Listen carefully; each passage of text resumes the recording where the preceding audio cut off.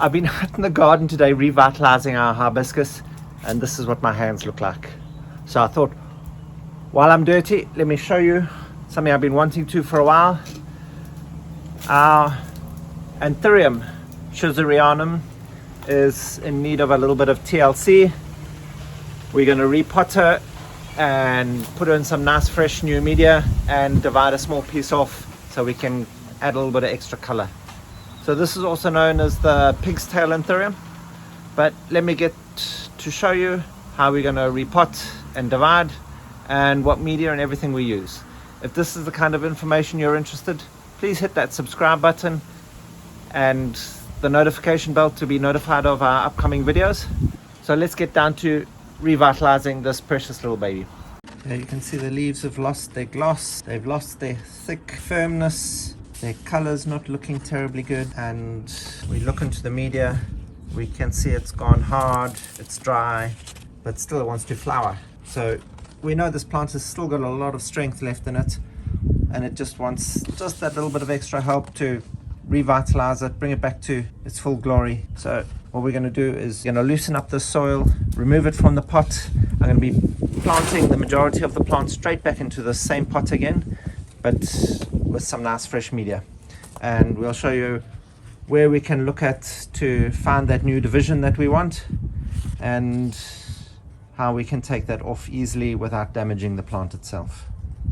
Okay, now this part is going to be quite brutal. If you can't take violence and gore, please turn away for a second. Well, clever me and all my wisdom has saved you from the heartbreak of showing you how I did that by resetting the camera and forgetting to press record. So, but just using one of these garden forks, I stabbed in and around the plant to loosen up the soil, take all the sand in and away from the roots. Just pull off all the old roots. And generally working from the bottom so that we don't damage any of these top pieces, as anthuriums can be quite brittle and break relatively easily. So we try and work our way by making sure everything's done in the pot and separating out the soil so that our plant is light enough to be able to be carried by the brittleness of the stems, saving you the trauma.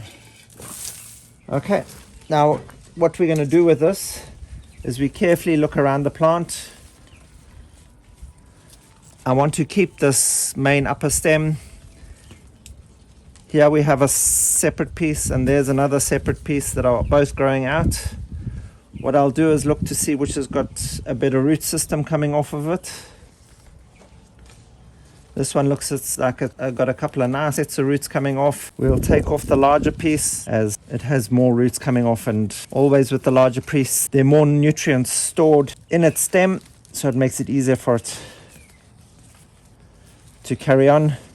All we do is pry it away slowly.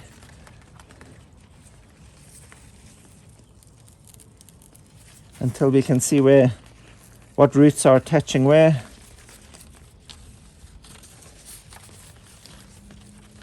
We can just loosen up those roots to give the new piece less of a hold and the old piece less of a hold onto the new piece. And then because they're brittle, you can just hear that crack already. It's halfway broken. Just gently move it from side to side, having your fingers as close to the base as possible so that we know the break is going to be at the base. Okay, unwinding the roots from the mother plant to the pup and vice versa. So we get a full set of roots for each one without any damage. We'll notice here where the break happened off quite easily. So that's a nice clean break. We can go in there with a little bit of cinnamon and dab some cinnamon on there just to stop any fungal infections or anything stepping in. Yeah, also we can see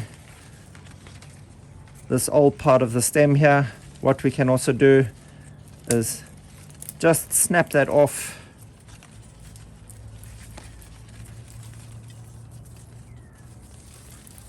It's going to make it easier to repot and just leave all the fresh newer growth in the pot itself, separating out the roots. This too, we'll get some small little lateral buds that will start to protrude and produce some new plantlets off this. So this we're not going to throw away. We're going to see if we can get this to propagate too. So there we go, plant that needs to be repotted. It's got a lot of good root volume there. So what we're going to do is we'll take some of this coarse grade bark and we'll just pop this into the bottom of the pot. This is just to ensure that good drainage and give it all that organic material that it needs at the bottom, so the roots can grow in and amongst those and still get that good aeration. So we'll probably go about 1/3 of the base of the pot. With this specific Anthurium, it's epiphytic or semi-terrestrial. It grows in the leaf mold at the base of the trees or in the V's of large branches. So it lacks all that organic component to the media that it's in. What we'll do now is we'll just set it in, checking that everything's going to fit in nicely. We'll recenter it, and that's going to look good. Now we'll just take a good quality compost and we'll mix it in with a bark mulch that we're just going to mix the two together.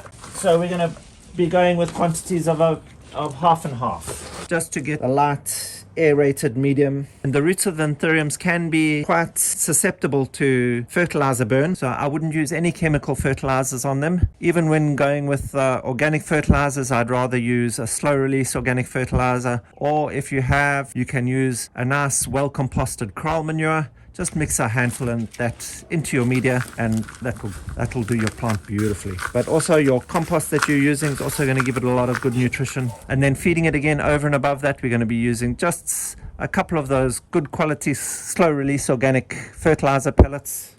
And then I'll just be adding those in on top afterwards. So here we go. Mixing in our compost and the bark mulch. Okay, that should give us a good enough mix. And then all we'll do is take this and slowly sprinkle it in and around the plant, covering up the root volume. We'll just give the plant itself a bit of a shake in the pot, just to make sure all those air gaps are filled up.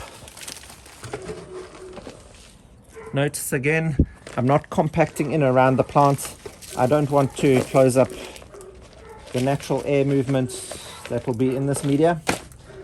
And as time goes by, if it starts to sink in the pot and settle, all I can do is then just add in that little bit of extra media as it works, and the plant will thank me for it. Don't worry if you have roots sticking out the surface of your soil. That's perfectly good. It just helps with that aeration that they like. So there's our one original plant repotted back into the same pot. With the other ones, we're just going to put them into these nice size 12.5 centimeter square pots. Okay, we early spring here, so these are going to start rooting really quickly now as the temperature increases and we start getting all that rain and humidity. So that's going to root itself really quickly, and then I'll be able to take the stake out. Now for our cut off miserable stem piece with all these good roots still. Putting all those good long roots down to the bottom, placing some of that bark in, and then filling up with the media. Here I'm just filling up with enough media that it's filled up to approximately halfway up the height of the stem piece.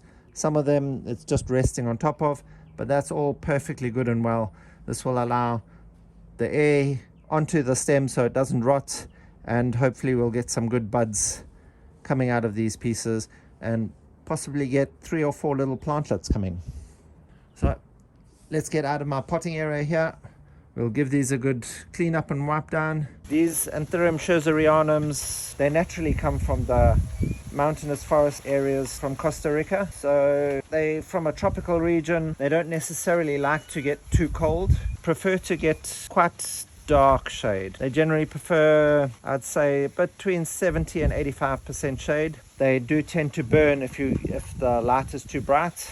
But if you give them too much dark shade indoors for too long, you will notice that their flowering will stop altogether. So they do need a bit of that brightness from the indirect light to actually allow for the flowering to take place. Okay, and also since these are humidity loving plants, keep them out of the way of your air ducts, your heaters and air conditioners. Your plant will just go backwards and die. Okay, that's it for today. As you can see, a lot of work still left around here for me to do. So let me get to it, and thank you for watching. If you found this information interesting or helpful in any way, please hit that like button, subscribe down below, and hit that notification bell, bing bong, to be notified of all our upcoming videos. Thanks for watching, and help us grow as we help your plants grow.